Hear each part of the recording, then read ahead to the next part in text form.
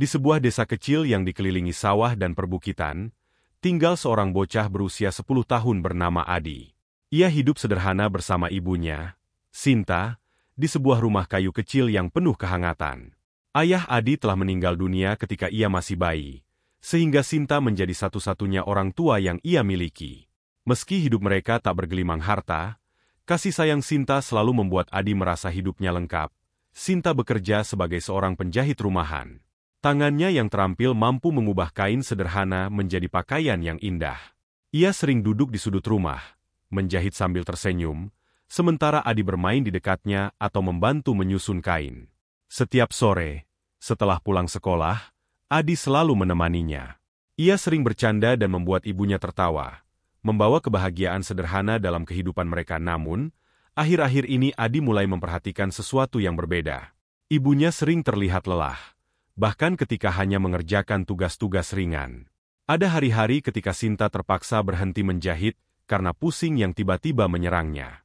Adi, yang masih polos, tidak terlalu memahami apa yang terjadi. Ibu, kenapa ibu sering istirahat sekarang?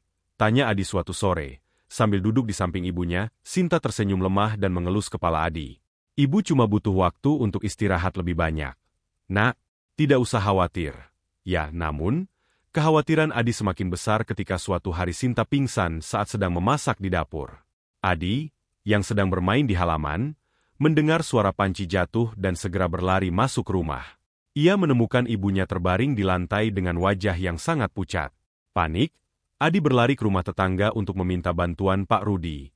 Paman Adi yang tinggal di desa yang sama, segera membawa Sinta ke puskesmas. Dari sana, mereka dirujuk ke rumah sakit kota untuk pemeriksaan lebih lanjut. Adi yang masih kecil hanya bisa duduk diam di ruang tunggu rumah sakit, menggenggam erat kain ibunya yang ia bawa. Jantungnya berdebar kencang. Ia tidak tahu apa yang sedang terjadi. Tetapi ia tahu ada yang tidak beres. Setelah beberapa jam menunggu, dokter memanggil keluarga Sinta untuk memberikan hasil pemeriksaan. Dengan wajah serius, dokter menjelaskan bahwa Sinta menderita leukemia akut, sejenis kanker darah yang memerlukan perawatan intensif. Mendengar penjelasan itu, Sinta hanya bisa menatap kosong ke arah dokter. Adi, yang berdiri di samping ibunya, masih terlalu kecil untuk memahami sepenuhnya apa yang terjadi. Namun, ia bisa merasakan bahwa ibunya sedang menghadapi sesuatu yang sangat berat. Ibu akan sembuh, kan, dok?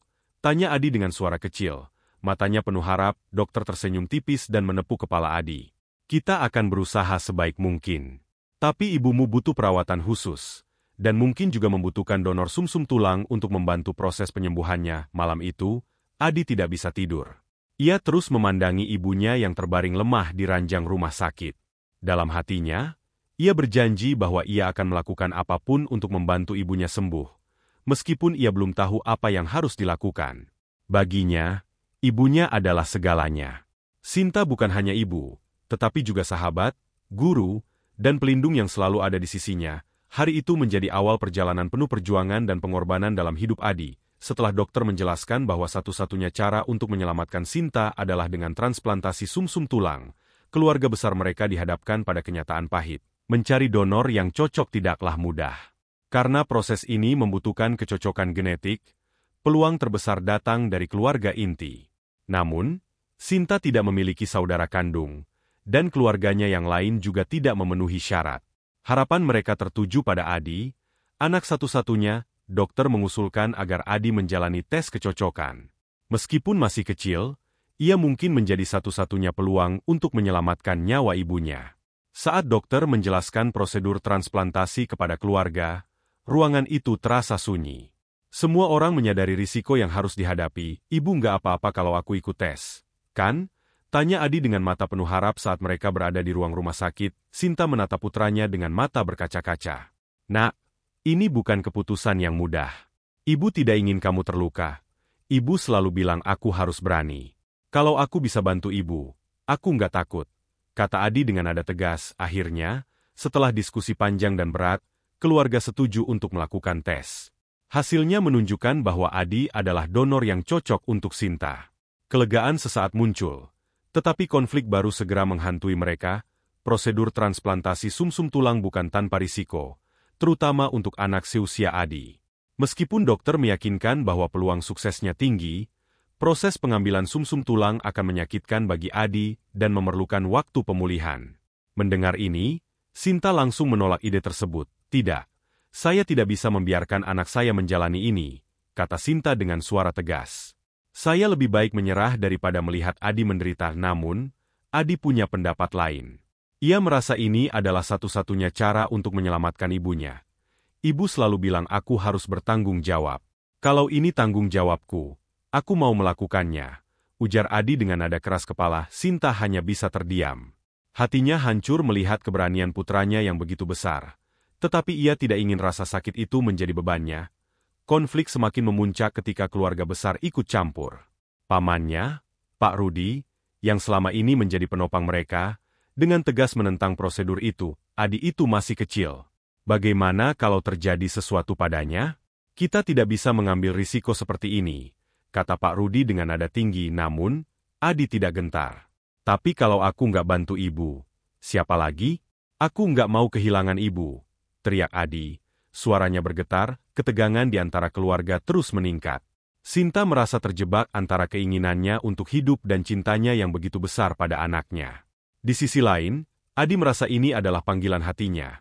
Meskipun ia tidak sepenuhnya memahami risiko yang akan dihadapinya, malam sebelum prosedur direncanakan, Sinta berbicara dengan Adi di kamar rumah sakit. Adi, kamu tahu ibu sangat mencintaimu, kan? Tanya Sinta sambil menggenggam tangan kecil anaknya. Iya, Bu. Sinta menarik napas panjang, mencoba menahan air matanya. Tapi ibu tidak ingin kamu terluka demi ibu. Kamu masih kecil. Kamu punya masa depan yang panjang. Adi menggelengkan kepala dengan tegas. Tapi ibu adalah masa depanku. Kalau ibu nggak ada, aku nggak tahu harus gimana. Kata-kata Adi menusuk hati Sinta. Ia menyadari bahwa putranya memiliki keberanian yang jauh melampaui usianya. Dengan berat hati, Sinta akhirnya mengizinkan prosedur itu dilakukan. Meskipun rasa bersalah terus menghantuinya, hari operasi semakin dekat. Adi berusaha tetap ceria di depan ibunya. Tetapi diam-diam ia merasa gugup. Dalam hatinya, ia takut akan rasa sakit yang mungkin ia alami. Tetapi ia tahu bahwa rasa sakit itu tidak sebanding dengan perjuangan ibunya. Ibu, aku akan baik-baik saja, katanya sambil menggenggam tangan Sinta. Kita akan melewati ini bersama. Aku juga sangat sayang sama ibu. Makanya aku mau ibu sembuh, jawab Adi, matanya serius. Namun, di balik keberanian Adi, konflik emosional terus berkecamuk dalam hati setiap anggota keluarga, terutama Sinta. Apakah keputusan ini adalah yang terbaik? Apakah mereka meminta terlalu banyak dari seorang anak? Sementara waktu terus berjalan, mereka tidak punya pilihan selain berharap dan berdoa agar semuanya berjalan lancar. Hari yang ditunggu akhirnya tiba. Ruang rumah sakit terasa penuh dengan ketegangan yang menggelayuti setiap sudutnya. Adi yang telah menjalani serangkaian tes dan persiapan fisik untuk proses pengambilan sumsum tulang duduk diam di ruang tunggu. Meski usianya baru 10 tahun, keberaniannya telah mengalahkan keraguan yang ada. Namun, di dalam dirinya, perasaan takut dan cemas semakin besar seiring dengan semakin dekatnya waktu operasi. Di ruang sebelah, Sinta terbaring di ranjang rumah sakit. Ia memandangi tangan putranya yang begitu kecil namun penuh tekad, yang sekarang harus berjuang demi hidupnya. Sinta merasakan perasaan campur aduk, cinta yang mendalam kepada anaknya, rasa takut karena melihat Adi akan menanggung beban yang sangat berat, serta perasaan bersalah yang tak pernah ia rasakan sebelumnya. Adi sudah memberikan begitu banyak untuknya, bahkan rela bertaruh nyawa demi menyelamatkannya. Sinta menggenggam tangan Adi dengan erat. Nak, ibu tidak tahu bagaimana harus berkata. Ibu sangat mencintaimu, katanya dengan suara gemetar, air mata mulai membasahi pipinya. Adi hanya tersenyum tipis. Ibu jangan khawatir, aku akan baik-baik saja. Kita akan selalu bersama, kan? Jawab Adi dengan senyum yang lebih besar dari sebelumnya. Namun, meskipun kata-katanya penuh harapan, matanya yang penuh kecemasan tidak bisa disembunyikan. Proses pengambilan sumsum tulang dimulai. Adi dibawa ke ruang operasi, dan Sinta dibawa ke ruangannya untuk persiapan transplantasi. Di ruang operasi, Adi merasa jantungnya berdebar kencang. Ia dibaringkan di meja operasi, dan para dokter serta perawat mulai mempersiapkan alat mereka. Meskipun ia mencoba untuk tetap tenang, tubuhnya terasa kaku, dan pikirannya terus melayang ke wajah ibunya yang kini sedang menunggu di luar sana. Tenang, Adi. Semua akan baik-baik saja, kata dokter dengan suara lembut, mencoba menenangkan Adi yang mulai merasakan ketakutan. Kamu anak yang sangat berani, namun, meskipun dokter berusaha meyakinkan Adi, rasa takut terus menggelayuti hatinya. Ia tahu betapa besar risikonya. Selama prosedur, Adi akan merasakan rasa sakit yang sangat, dan ia mungkin akan merasa lelah dan lemah. Tetapi yang lebih menakutkan baginya adalah kemungkinan bahwa tubuhnya tidak akan cukup kuat untuk menjalani semuanya, atau bahkan lebih buruk, jika ia gagal dan tidak bisa membantu ibunya. Sementara itu, di ruang sebelah, Sinta tak bisa duduk tenang. Ia terus memikirkan Adi, membayangkan putranya yang sedang menjalani prosedur besar itu. Tubuhnya yang lemah kini terasa semakin rapuh, seolah beban dunia ada di pundaknya. Ia menoleh ke jendela dan melihat langit yang suram, seolah menggambarkan perasaan yang ada di dalam hatinya. Sekonyong-konyong, pintu terbuka dan dokter keluar dari ruang operasi. Matanya menunjukkan ekspresi yang sulit dibaca, dan Sinta langsung merasa panik. Dokter, bagaimana keadaan Adi?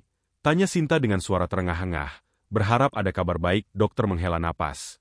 Prosesnya berjalan lancar, tetapi kita harus memantau Adi dengan ketat selama beberapa hari ke depan. Tubuhnya mungkin membutuhkan waktu untuk pulih, dan ada risiko infeksi atau reaksi negatif terhadap prosedur. Sinta terdiam.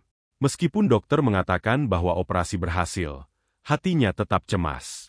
Ia merasa tidak adil jika anak sekecil Adi harus menanggung begitu banyak risiko hanya untuk menyelamatkannya. Ia ingin berteriak, mempertanyakan takdir yang membuatnya harus membuat keputusan seperti ini. Namun, pada akhirnya, ia tahu bahwa ini adalah jalan yang harus dilalui. Untuk Adi, untuk masa depan mereka. Beberapa jam kemudian, Adi akhirnya dibawa kembali ke kamar rawat. Ia terbaring lemah, tubuhnya tampak pucat, dan meskipun matanya setengah tertutup karena rasa sakit dan kelelahan, ia tersenyum kecil saat melihat ibunya datang. "Ibu, aku baik-baik saja," kata Adi dengan suara serak. Meskipun setiap kata terasa berat baginya, Sinta memeluknya dengan lembut, air matanya mengalir tanpa bisa ditahan. "Ibu sangat bangga padamu, Nak. Kamu anak yang luar biasa," bisiknya. Meskipun hatinya merasakan beratnya keputusan yang telah mereka buat, hari-hari berikutnya menjadi masa pemulihan yang penuh ketegangan. Adi merasa sakit di sekujur tubuhnya. Setiap gerakan terasa seperti disayat, tetapi ia bertahan. Di sisi lain, Sinta merasakan perubahan yang luar biasa setelah transplantasi. Tubuhnya mulai menunjukkan tanda-tanda pemulihan, meskipun ia tahu bahwa jalan ke depan masih panjang. Namun, setiap kali ia melihat Adi, meskipun lemah, Adi memberinya kekuatan untuk melawan konflik. Dalam hati Sinta semakin dalam. Bagaimana ia bisa membayar semua pengorbanan putranya? Namun, dalam setiap tatapan mata mereka, ada satu hal yang pasti.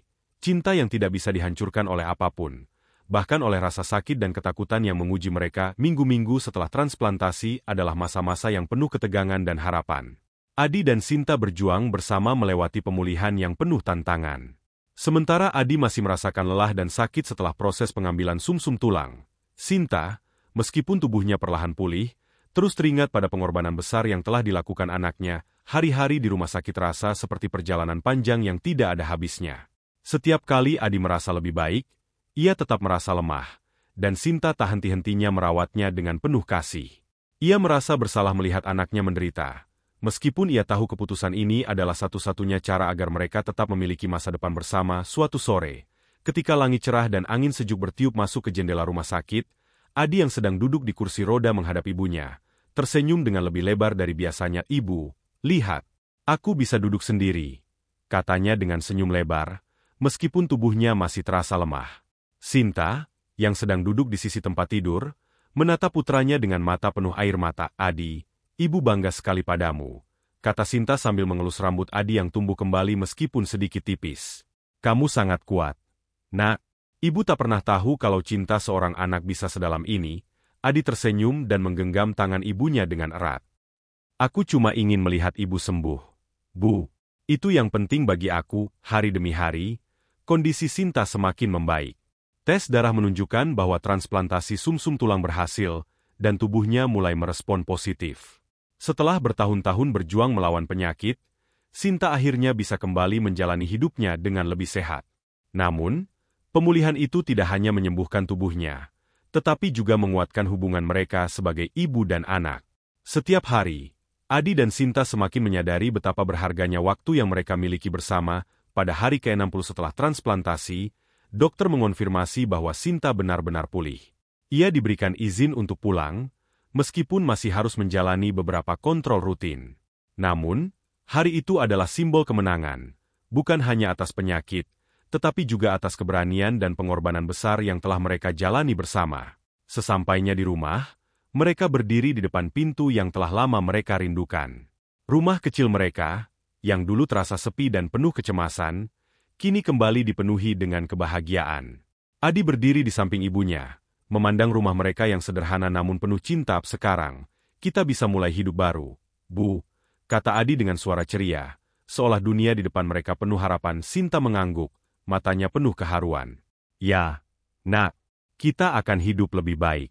Bersama-sama, mereka duduk di halaman rumah, menikmati sore yang hangat. Sinta memandang langit yang cerah, dengan hati yang penuh syukur. Ia tahu bahwa tanpa pengorbanan Adi, semua ini tidak mungkin terjadi. Cinta dan pengorbanan Adi adalah alasan utama ia bisa berdiri di sini, sehat kembali, dengan masa depan yang penuh harapan. Makasih, Nak. Kamu sudah memberikan semuanya untuk ibu. Ibu tidak tahu bagaimana bisa membalasnya, ujar Sinta dengan suara penuh emosi. Enggak perlu, Bu. Ibu sudah memberi aku semua yang aku butuhkan. Aku cuma ingin ibu bahagia, jawab Adi dengan senyum tulus. Sinta mengelus kepala Adi, merasa damai dan penuh rasa terima kasih. Meskipun mereka tahu perjalanan hidup masih panjang, mereka juga tahu bahwa selama mereka bersama, mereka bisa mengatasi apapun. Kisah mereka berakhir dengan harapan yang lebih cerah.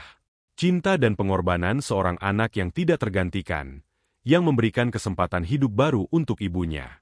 Di mata mereka, kehidupan yang sederhana di rumah kecil itu kini terasa lebih kaya dengan kasih sayang yang tak terbatas.